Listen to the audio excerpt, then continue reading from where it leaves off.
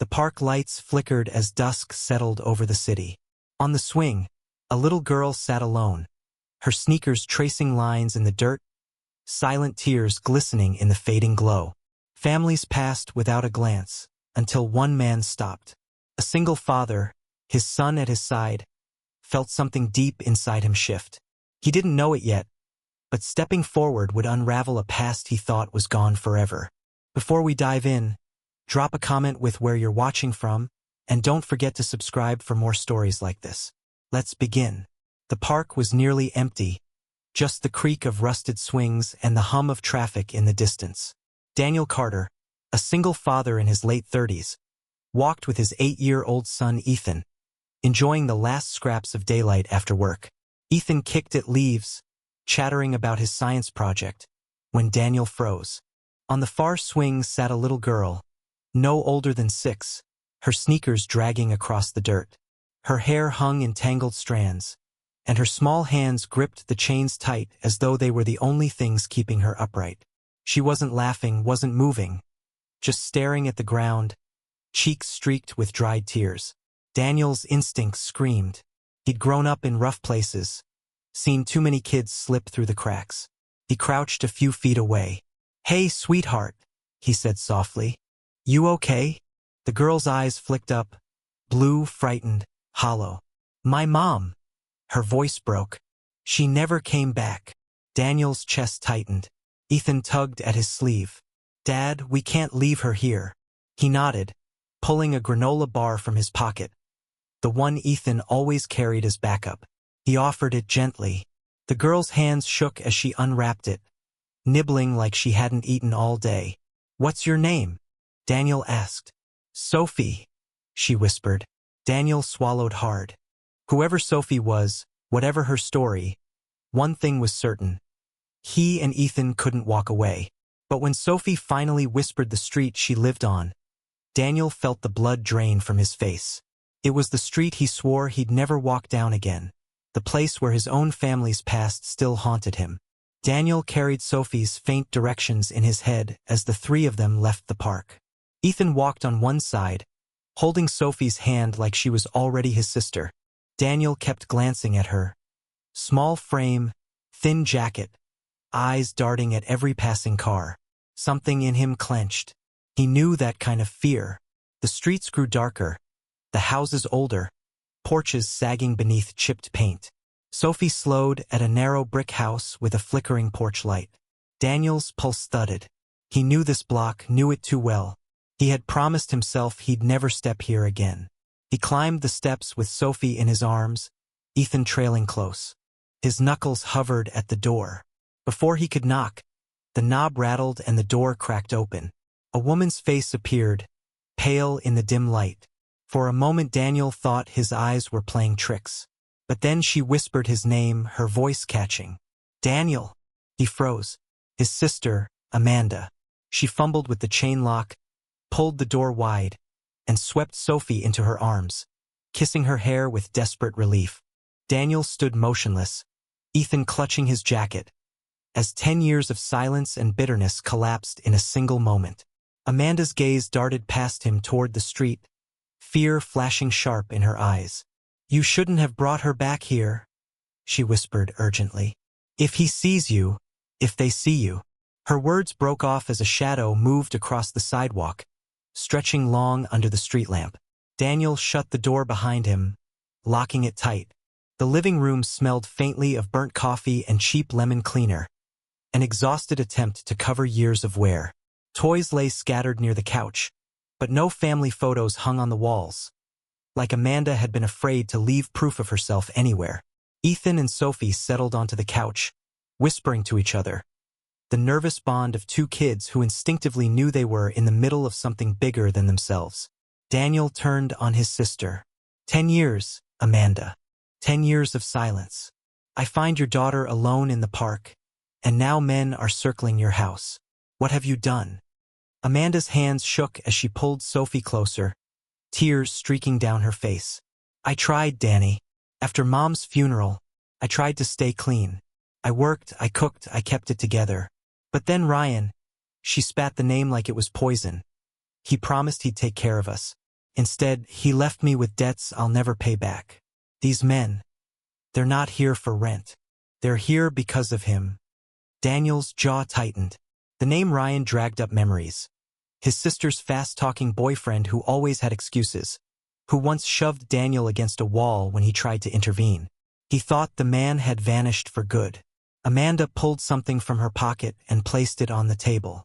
A small bronze coin, edges rubbed smooth.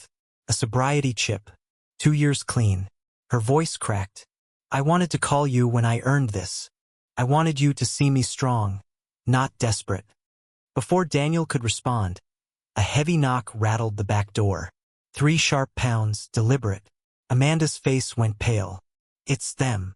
The pounding came again, harder this time, making the thin doorframe shudder. Ethan flinched on the couch, Sophie burying her face against his shoulder. Amanda clutched her coin like a lifeline. Don't answer it, she whispered, her voice breaking. They won't leave if they see you. Daniel's jaw clenched. He wasn't about to let strangers terrify his family. He moved to the door, shoulders squared. Who is it? He demanded. A smooth voice slithered through the wood. Rent's due, sweetheart. Open up and we'll talk like friends. Daniel cracked the door, keeping the chain latched. A tall man in a leather jacket leaned lazily against the frame, his eyes glinting with amusement.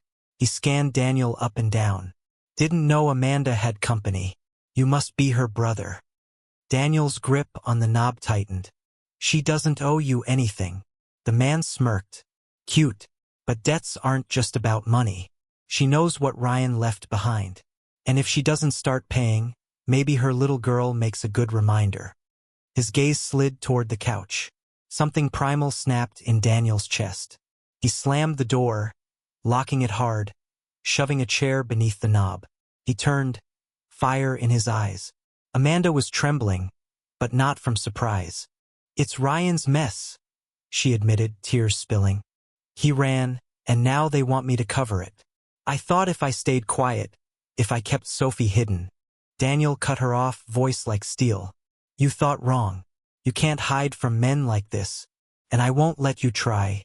Another knock boomed, slower this time, heavier, as if testing Daniel's resolve. Ethan's small voice broke the silence. Dad, what if they come in? Daniel turned to him, steady but fierce. Then they learn this house isn't theirs to touch. The porch light flickered once, then steadied. The silence outside stretched too long, too heavy. Daniel's instincts prickled. He'd seen this kind of waiting game before. Then came the sound. A scrape at the back door. Subtle at first, then sharper, metal against metal. Someone was picking the lock. Daniel grabbed the screwdriver from the counter and pressed a finger to his lips, signaling Amanda to stay quiet. She clutched Sophie against her chest. Ethan sliding closer to them, wide-eyed but silent. The back door jolted inward, hinges squealing. Daniel lunged, bracing his shoulder against it as a rough hand forced through the gap. Open up, a voice growled. Daniel shoved back hard, his whole weight against the thin frame. You're done here, he barked. A laugh rumbled from the other side. Low, mocking, familiar. Still got fight in you, huh, Danny boy? Daniel froze. He knew that voice. Ryan Carter. Amanda gasped, tears springing instantly. It's him, she whispered. The pressure on the door eased, then retreated, replaced by deliberate footsteps on the porch. Don't worry, Ryan's voice drawled. I'm not here for you, just for what's mine. Sophie always did look more like me than you, Amanda. Daniel's blood boiled. He yanked the door shut, double-locked it, his hands trembling with fury. He turned to Amanda, his voice low but sharp. You told me he was gone. Amanda shook her head violently, gripping her coin so tightly her knuckles whitened. I swore he was. I thought he'd never come back. Ryan's voice slithered through the window, calm and poisonous. See you soon, Mandy. Courts love a father who shows up. His footsteps faded, followed by the growl of an engine pulling away. Amanda slid to the floor, sobbing. Daniel stood over her, fists clenched, the old rage in his chest mixing with something colder. Resolve. He thinks he can take her? Daniel muttered. Then tomorrow we don't just defend, we fight back. The next morning, Daniel brewed coffee he didn't even taste. He'd barely slept, every creak of the house pulling him to the window. Sophie and Ethan were still curled under a quilt, small faces softened by sleep, as if the night's terror hadn't touched them. A sharp thud jolted the quiet. Something slid through the mail slot. Daniel snatched it up. A heavy envelope, his name scrawled in Ryan's jagged handwriting. Amanda hovered near the hallway, her voice trembling. What is it? Daniel tore it open. Custody papers. Or at least they looked like it. Pages stamped with legal jargon, Ryan's name plastered across the top. But as Daniel scanned the document, his jaw clenched. No court seal. No filing number. Just intimidation wrapped in stationery. He tossed the papers onto the table. It's a scare tactic. Nothing more. Amanda's hands shook as she touched the envelope. He's trying to take her. He'll never stop. Daniel crouched so his eyes met hers. Listen to me. We're not alone. I've got a lawyer friend from the shop, Miss Patel. She'll shred this to pieces. And Pastor Leon? He'll put you on the church's emergency fund list today. We start fighting back now. Amanda's eyes brimmed, her voice breaking. Why are you doing this?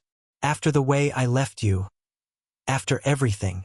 Daniel glanced at the couch where Ethan's arm lay draped protectively around Sophie. His throat tightened. Because family doesn't get erased. And Sophie deserves a life without fear. Before Amanda could answer, the doorbell rang. Daniel peeked through the peephole and felt his stomach knot. Ryan. Standing on the porch, smirk plastered across his face. Another envelope in hand. Daniel cracked the door just enough to keep the chain in place. Ryan leaned casually on the porch rail. Leather jacket crisp, hair slicked back, his grin pure poison. He waved the envelope like a trophy.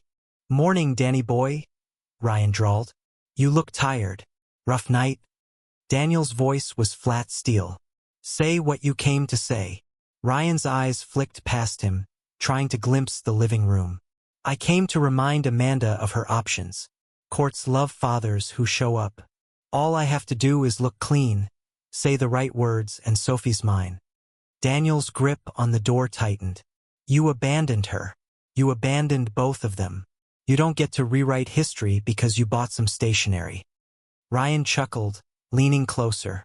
Funny thing about history, it's just paper until a judge stamps it. And judges, they can be persuaded. His eyes gleamed. Debts get paid one way or another. Amanda's voice wavered from behind Daniel. No, Ryan. You don't own me anymore. And you're not taking her. Ryan smirked, ignoring her words, eyes locked on Daniel now. You think you're the hero here? You can't protect them forever. One way or another, she comes with me. Daniel slammed the door shut before Ryan could finish, the chain rattling with the impact. He locked it hard, chest heaving. Outside, Ryan's laugh echoed like a promise. Amanda sank into a chair, tears streaming. But this time her chin lifted. I didn't break, Danny. Not this time. Daniel crouched beside her, his voice calm but fierce. And you won't, because we're gonna make sure the next time he shows up, he's the one who breaks. Night fell heavy over the house, the porch light glowing steady after Daniel's repair. Inside, Sophie and Ethan played quietly with crayons at the coffee table, their laughter thin but real. Amanda clutched her sobriety coin, whispering prayers Daniel couldn't hear. Then came the sound. Tires crunching on gravel. An engine cutting off. Daniel moved to the window, jaw tightening. A black sedan idled at the curb. Ryan stepped out, this time not alone. A second man followed, broad, silent, his shadow stretching across the lawn. Amanda's breath hitched. He brought someone. Daniel pressed a hand to her shoulder. Stay with the kids. The knock shook the doorframe harder than before. Daniel opened it just wide enough, no chain this time. He was done hiding. Ryan smirked. You didn't think a piece of paper was the end of it, did you? He gestured to the man behind him. Meet Tom. He's here to persuade you. Daniel stepped onto the porch, shutting the door behind him. His voice was low, dangerous. "If you think I'll let you threaten them again, you've lost more than money, Ryan. You've lost your mind." Ryan's grin faltered for the first time. "You don't scare me." Daniel leaned in, eyes burning. "Good, because I'm not here to scare you. I'm here to end this. You step foot on this property again, and it won't be me you deal with. It'll be the police, lawyers, and every person you ever owed. You'll be buried under more than debt." Tom shifted uneasily. Ryan's jaw twitched. For a moment, no one moved. Then Ryan sneered, but the edge was gone. "This isn't over." He turned sharply, climbing into the car. Tires screeched as the sedan peeled away, leaving the street empty. Daniel stood on the porch, chest heaving, before finally locking the door behind him. Amanda stared at him with wide, wet eyes. "He'll come back." Daniel nodded once. "Steady. Then we'll be ready." The next morning, Daniel was tightening the new deadbolt when the sound of a car door slammed outside. He peeked through the blinds and cursed under his breath. Ryan again, this time in broad daylight, suit jacket on, hair slicked, looking every bit the responsible father he wasn't. Amanda froze in the kitchen doorway, pale. "He's not giving up." Ryan strode up the walkway with a folder tucked under his arm, smirk plastered across his face. He knocked once, sharp and confident. "Open up, Mandy. Time to talk custody." Daniel swung the door wide before Amanda could panic. "You're done showing up here." Ryan flashed the folder. "Not quite. This time it's real. Filed papers, lawyer's letterhead, even a court date. You can't stop it, Danny boy. Judges love a comeback story." Daniel scanned the first page. This time the stamp was real, but something else caught his eye. Wrong county. Wrong jurisdiction. Sloppy. He shoved the folder back into Ryan's chest. "Fake or not, you've made a mistake. And Ms. Patel, our lawyer, will chew you alive for it. You wanted to play court? Fine. But you just walked into the wrong fight." Amanda stepped forward then, her voice trembling but clear. "Ryan, I'm done. You can't scare me anymore. You'll never get Sophie back. Not with lies, not with papers, not with fists." For the first time, Ryan's grin slipped. He looked between Daniel's glare and Amanda's defiance, his jaw tightening. "You think you've won?" He spat. Daniel leaned in, voice calm but razor sharp. "No, we're just getting started. And this time, you're the one running." Ryan's face twisted, but he didn't push it. He turned on his heel, storming back to his car. The sedan roared away, leaving only the echo of his rage behind. Amanda sagged against the wall, her chest heaving. Daniel caught her before she crumpled. "He's running out of moves," he said quietly. "Now we finish this the right way." Night fell heavy, the street outside quiet but tense. Daniel sat at the table, papers spread out from Ms. Patel, the lawyer who promised to handle Ryan's games in court. Amanda paced, holding her coin so tightly her hand shook. The kids were curled together on the couch, finally asleep. Then it came, the knock. Hard. Violent. Daniel rose slowly, jaw tight. Amanda froze, whispering, "It's him." He opened the door. Ryan stood there, eyes wild, rage dripping from every line of his face. "You think you can hide behind lawyers and church handouts?" he snarled. "Sophie's mine. You can't keep her from me." Daniel stepped onto the porch, shutting the door behind him. His voice was low, steady. "You already lost her, Ryan, the moment you walked away." Ryan lunged forward, shoving Daniel back against the railing. But Daniel didn't flinch. He met his eyes unshaken. "Do it. Throw the first punch. Police are 2 minutes out. You'll lose whatever scrap of credibility you've got left."